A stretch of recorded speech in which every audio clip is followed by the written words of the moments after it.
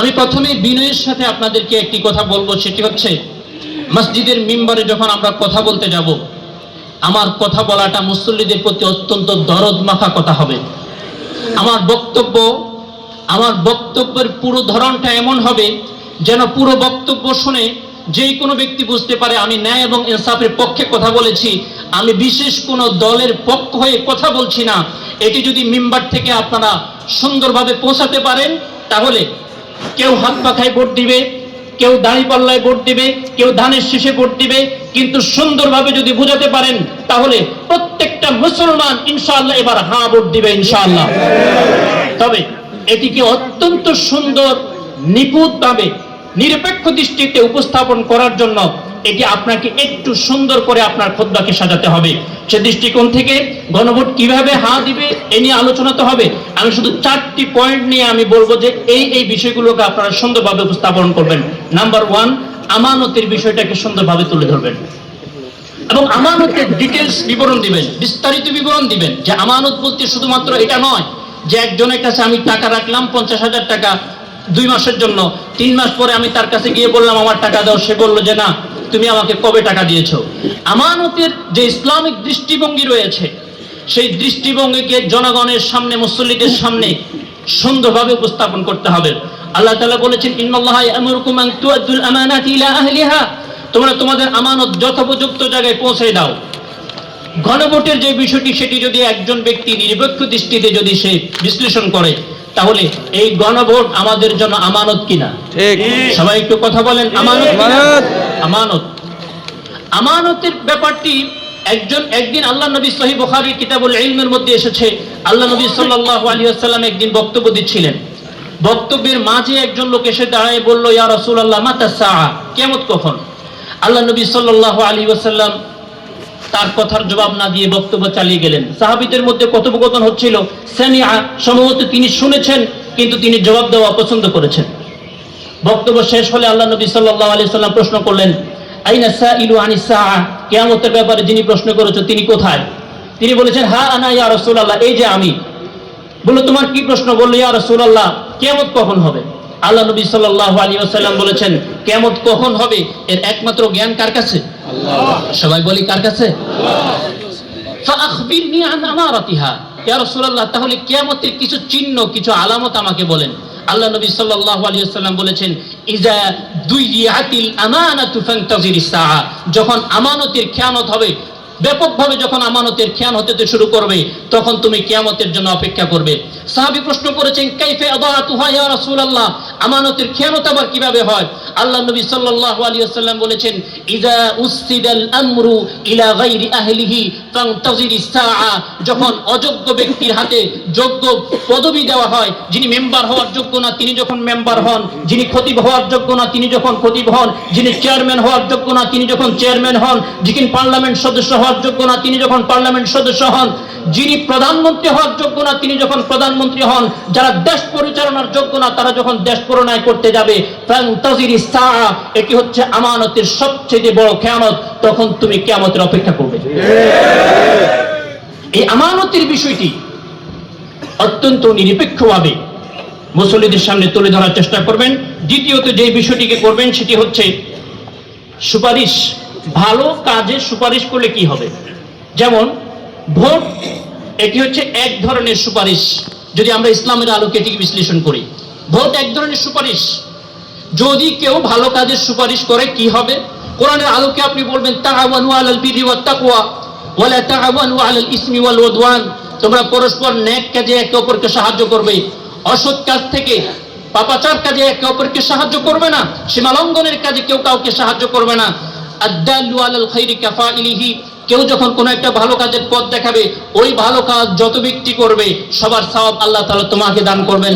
মান সান্না ফিল ইসলামি সুন্নাতান হাসানা ফালাহু আজরুহা ওয়া আজরু মান আমিলা বিহা লা ইয়ানকুসু মিন উজুরিহিম শাইআ ওয়া মান সান্না ফিল ইসলামি সুন্নাতান সাইয়্যা ফালাহু উজরুহা ওয়া উজরু মান আমিলা বিহা লা ইয়ানকুসু মিন উজুরিহিম শাইআ। যদি কেউ ভালো একটা কাজের সুপারিশ করে, অর্থাৎ আমি বোঝালাম কেউ গণভোট দিল বা ভোট দিল, তার মাধ্যমে আমি একটি সুপারিশ করলাম, ওর মাধ্যমে যত ভালো কাজ হবে সবগুলোর সওয়াব আল্লাহ পাক আমাকে দান করবেন। পাশাপাশি ওয়ামান সান্না ফিল ইসলামি সুন্নাতান সাইয়্যা, কেউ যদি অসৎ, আমি পুরো বিষয়টাকে বিশ্লেষণ করার পরে আমাকে আপনাকে দেখতে হবে যে আমি নিরপেক্ষর জায়গাতে আসবো। নিরপেক্ষের জায়গাতে আসার পরে আমি যদি ভুল কোনো জায়গায়ও আমি যদি চলে যাই, কিন্তু আমি কি আসলে বুঝে শুনে যাচ্ছি না বুঝে শুনে না যাচ্ছি, এই বিষয়টা আল্লাহ তাআলা জানেন কি জানেন না? জানেন। আমি যদি চূড়ান্ত ভাবে নিরপেক্ষ বিশ্লেষণ করার পরে আমি যদি নায়ের দিকে যাই, সেটা আল্লাহ তাআলা দেখবেন। চূড়ান্ত বিশ্লেষণের পরে আমি যদি হায়ের দিকে আসি, সেটাও আল্লাহ তাআলা দেখবেন। কিন্তু কেউ যদি তার হৃদয়কে নিরপেক্ষ দৃষ্টিতে সমর্পণ করে, তাহলে আল্লাহ নবী সাল্লাল্লাহু আলাইহি সাল্লাম বলেছেন, আল মুজতাহিদু ইযা আসাবা ফালাহু আজরান, কি হক জানার চেষ্টা যদি করে আর হক পর্যন্ত পৌঁছে যায়, আল্লাহ তাকে দ্বিগুণ সওয়াব দান করবেন। আর যে ব্যক্তি হক তালাশের চেষ্টা করেছে কিন্তু পৌঁছাতে পারে নাই, তার মনের মধ্যে কোনো সমস্যা ছিল না, ফালাহু আজরুন, আল্লাহ পাক তাকে এক ধরনের সওয়াব দান করবেন। সেজন্য সুপারিশের এই বিষয়টি এটিও আপনারা খুব সুন্দরভাবে উপস্থাপনের চেষ্টা করবেন। নাম্বার 3, এই কথাটি বলে আমি আমার বক্তব্যের ইতি টানছি। ভোট এটি এক ধরনের সাক্ষী। আমরা কি সত্যের পক্ষে সাক্ষী দিব না মিথ্যার পক্ষে? আমরা কি সত্য সাক্ষী গোপন করব? ওয়ালা তাকতুমুশ শাহাদা, আল্লাহ তাআলা বলেছেন শাহাদাত, সাক্ষীকে গোপন করবে না। যে ব্যক্তি সাক্ষীকে গোপন করবে, ফাইন্নাহু আসিমুন কলবুহু, তার অন্তরটাকে আল্লাহ তাআলা পাপ দিয়ে কলুষিত হয়ে যাবে তার অন্তরটি। নবী করিম সাল্লাল্লাহু আলাইহি ওয়াসাল্লাম বলেছেন, আলা উখবিরুকুম বিখাইরিশ শুহাদা, আমি কি তোমাদেরকে সবচেয়ে উত্তম সাক্ষী প্রদান কে করে, সবচেয়ে উত্তম সাক্ষ্যকে, তার ব্যাপারে তোমাদেরকে জানাবো না? ক্বালু বালা ইয়া রাসূলুল্লাহ, ইয়া রাসূলুল্লাহ আপনি আমাদেরকে জানান। নবী করিম সাল্লাল্লাহু আলাইহি ওয়াসাল্লাম বলেছেন, আল্লাযী ইয়াতি বিশাহাদাতিহা ক্বাবলা আন ইয়াসালাহা, প্রকৃত সবচেয়ে উত্তম সাক্ষী হচ্ছে দানকারী ব্যক্তি, ওই ব্যক্তি যার কাছে সাক্ষী চাওয়ার আগেই সে ব্যক্তি সাক্ষী দিয়ে দেয়। সুবহানাল্লাহ ওয়া বিহামদিহি, মান কাতামা শাহাদাতান ইযা দুইয়া ইলাইহি ফাহুয়া কামান শাহিদা বিযুর, শাহাদাতের জন্য যখন ডাকা হবে, সাক্ষীর জন্য ডাকা হবে, গণভোট আমাকে আপনাকে সাক্ষীর জন্য ডাকা হচ্ছে, যে ব্যক্তি এই ক্ষেত্রে সাক্ষীকে গোপন করবে, ফাহুয়া কামান শাহিদা বিযুর, সে যেন মিথ্যা সাক্ষী দিল। সর্বশেষ আমি আমার আলোচনার শেষ পয়েন্ট যেটি, সেটি হচ্ছে ঘুষ থেকে সতর্ক করবেন এই জাতিকে, যেন 1000 টাকার বিনিময়ে যেন কেউ তাদের ব্রেন এবং মাথা কল্লাকে যেন বিক্রি করে না দেয়। আর রাশি ওয়ার মুরতাশি কিলাহুমা ফিন্নার, ঘুষ যে দেয় আর যে ঘুষ গ্রহণ করে ওই জাহান্নামী। সুতরাং গণভোটের এই বিষয়ে, ভোটের বিষয়ে কেউ যেন অর্থ চাল না করতে পারে, কেউ যেন ঘুষ দিয়ে আগামী প্রজন্মকে কিনে নিতে না পারে, ঘুষ দিয়ে যেন কেউ হাঁকে না করতে না পারে, কেউ যেন ঘুষ দিয়ে সঠিক সাক্ষীর বিপরীত যেন কিছু করতে না পারে। মসজিদে ঘুষের বিষয়টি নিরপেক্ষ দৃষ্টিতে আলোচনা করবেন, এমন ভাবে কথা বলবেন না কেউ যেন বুঝে যে আপনি অমুক দলের কথা বলছেন। বিশ্বাস করুন, নিরপেক্ষ দৃষ্টিতে আপনি বিশ্লেষণ করলে জনগণ বুঝবে, মুসল্লিরা বুঝতে পারবে।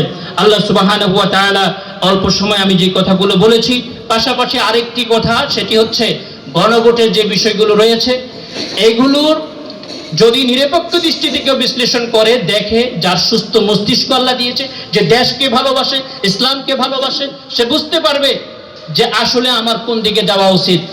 যদি এর বিপরীত কেউ যায়, বুঝতে হবে ন্যূনতম লজ্জাবোধ আল্লাহ তাকে দেননি। পাশাপাশি লজ্জার ওয়াজটাও করে দিবেন, আল হায়াউ মিনাল ঈমান, যে লজ্জা যার নাই সে দেশ এবং জাতি গড়ার এই গুরুত্বপূর্ণ মুহূর্তে সঠিক সিদ্ধান্তের বিপরীত সিদ্ধান্ত দিয়েছে। আল্লাহ পাক এই জাতির কর্ণধার আইম্মায়ে কেরামকে আল্লাহ তাআলা হেফাজত করুন। এই জাতি যখনই এই জাতির বিপদ হয়েছে, ওলামায়ে কেরাম সামনে এসেছে। করোনাতে বাবা যখন তার সন্তানের লাশ দাফন করতে যায় নাই, এই আইম্মায়ে কেরাম, এই ইমাম, এই মসজিদের ইমাম, এই মসজিদের ইমাম, মুয়াজ্জিন এবং ওলামায়ে কেরাম তাদেরকে দাফন করেছে। ঠিক এই দেশের সবার জন্য বাজেট হয়, দুর্নীতিকে না করুন, মাদককে না বলুন, এগুলোর মাধ্যমে কোনো ব্যক্তি মদ ছায় না, কোনো ব্যক্তি দুর্নীতি থেকে সরে আসে না। প্রত্যেক ব্যক্তি দুর্নীতি ছাড়ার পিছনে, মদ ছাড়ার পিছনে একজন ইমাম এবং একজন আলেমের ভূমিকা লুকায়িত রয়েছে, খোঁজ নিয়ে দেখুন। সুতরাং এগুলোর পিছনে এত টাকা খরচ না করে এই নিরীহ ইমামদের জন্য সরকারিভাবে একটি বাজেটের যদি সারা দেশ থেকে দাবি আসে, ইনশাআল্লাহ সেটা বাস্তবায়ন হবে বলে আমি আশা করি। আজ পর্যন্তই। আসসালামু আলাইকুম ওয়া রাহমাতুল্লাহি ওয়া বারাকাতুহু।